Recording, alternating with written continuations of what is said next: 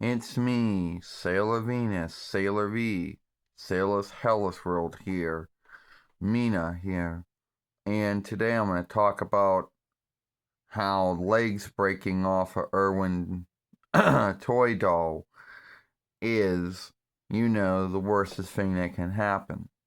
With most dolls, it's always the head that you're worried about. I don't know. But when it comes to being an Irwin toy doll, it's not the head that you have to worry about breaking.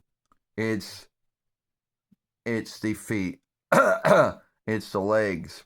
That's what breaks off. And it happened last year.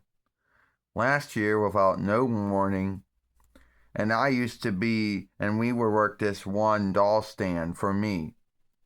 And one day my hair got caught. And when I pulled my hair out, well, that's when the leg, which had been hooked to the rest of my body since 20 or 2001 YL, gave up the ghost.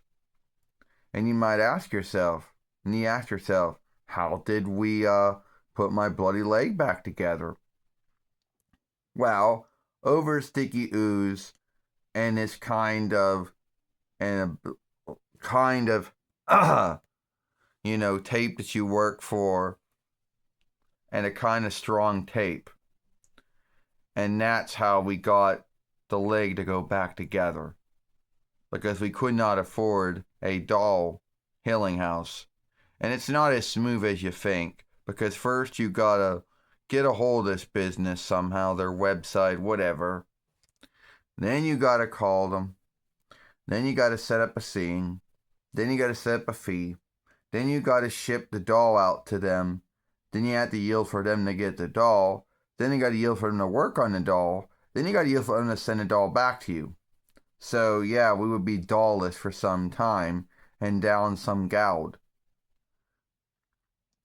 And at the end of the day, I don't know if a doll healing house business owner could even heal what was wrong with this doll. Unless they worked on Irwin toy dolls. That's the only way. And it had to have worked on Sailor Moon ones. So yes, it's the leg breaking off you have to worry about if you're an Irwin toy doll. And it doesn't care which Sailor Moon doll you speak of. It could be the early Sailor Moon Irwin toy, the early Irwin ones, 1995. It could be the later ones, like that of 20 or 2001 YL. So anyway, down the list of the years between 1995 to 2001 YL, any one of them could have a leg break off. And I know some folks out there are going to say, oh, well, this wouldn't have happened if it was made by Bandai. Well, keep in mind, Irwin worked with a lot of Bandai, body crafting tools between the years of 1995 to late 20, YL. So, yeah. And even when they shifted over to their own way of making dolls, late 20 and early 2001 YL, the way they made the legs were still the same. So, you would run into that bind either way.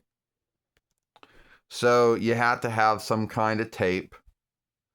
This white tape, I guess you work for wounds or whatever kind of tape it is. And then you would have to wrap the one leg around the good leg. And that's the only way that you can heal it without A, throwing a doll out, or B, going for the whole doll healing house thing, which I already told you all the things that you would have to do, to get one of them to even work on it. So, yeah, my necky. So, yeah, that's what happened.